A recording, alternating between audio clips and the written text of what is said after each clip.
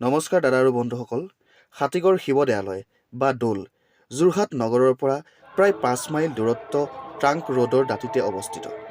এইখন দেৱালয় trunk road অথবা এটি ৰোডৰ পৰা প্ৰায় 3 মিটাৰ দক্ষিণে সোমাই দৌলটো আছে। 1786 to 87 চনত এই দৌলৰ ভেটি স্থাপন কৰা হয়।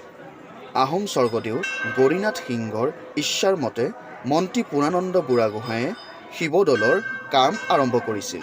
ৰাইজসকল চাওক, এয়া ভিতৰৰ পৰিৱেশ, মন্দিৰৰ ভিতৰৰ পৰিৱেশ। মই বহুত দীঘলীয়া লাইন লৈ ভিতৰলৈ সোমাই পালোঁ আৰু ইয়াৰ বাহিৰত মায়ে সেৱা কৰিছে। আমি সেৱা কৰি আহিলোঁ ভিতৰৰ পৰা, বহুত দীঘলীয়া লাইন। তাৰপিছত এয়া চাওক মন্দিৰৰ ভিতৰৰ পৰিৱেশ, ভিতৰত সকলো মানুহ কি সুন্দৰভাৱে আছে। এয়া চাওক ভকতসকলে, পূজাৰীসকলে প্ৰসাদখিনি ভাগে ভাগে মিলাই আছে, বৰ কষ্ট কৰিবলগীয়া হৈছে। আৰু এয়া নিৰ্মালি অলপ লৈ ভাবিলোঁ ফুট লওঁ, ফুট নল'লে ভালেই নালাগিব দিয়কচোন।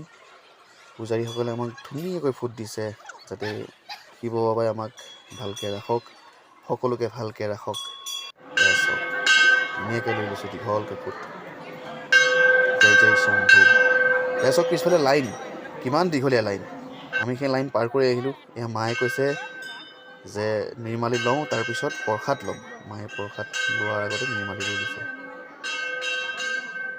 এয়া প্ৰসাদ দিয়া স্থান, বহুত ভিৰ প্ৰসাদ দিয়া স্থানত। আমিও যেনে তেনে প্ৰসাদ লৈ ল'লোঁ। এয়া দেখুৱাইছোঁ মই মন্দিৰৰ বাহিৰত পেণ্ডেলে দিয়া পৰিৱেশটো। এফালে চাকি দিয়া স্থান, ধূপ চাকি, আৰু এফালে মানুহ বহা স্থান। এইবিলাক পেণ্ডেলেৰে হ'লেও ভাল লাগিছে দিয়কচোন। ভিতৰত কি সুন্দৰ চাওকচোন।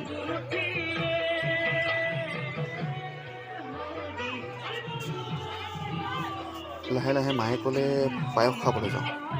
পায়স দি আছে, আৰু পায়স যদি নাখাওঁ হাতীগড় দেৱালয়ত এই ভালেই নালাগিব। আৰু এয়া চাওক, মই পুখুৰীটো দেখুৱাম বুলি কৈছিলোঁ যে, এয়াই হৈছে ডাঙৰ পুখুৰীটো। ৰজা দিনতে খন্দোৱা, ৰজাই খন্দাইছিলে। ইয়াত আপোনালোকে মৎস্য আৰু কাছ বহুত পাব। এই পায়সৰ লাইন দেই, আৰু চবৰে এটা ইচ্ছা আৰু আশা থাকে এবাটি পায়সৰ কাৰণে। সঁচাকেই এই ধৰ্ম যে কৰি আছে এই মানুহসকলে, সেইবিলাকক ধন্যবাদ। এই বাইদেউগৰাকীয়ে যে দিছে পায়স। আজিলৈ ইমানেই, ধন্যবাদ। আশা কৰিছোঁ পেজটো লাইক, শ্বেয়াৰ, কমেণ্ট আৰু ছাবস্ক্ৰাইব কৰিব।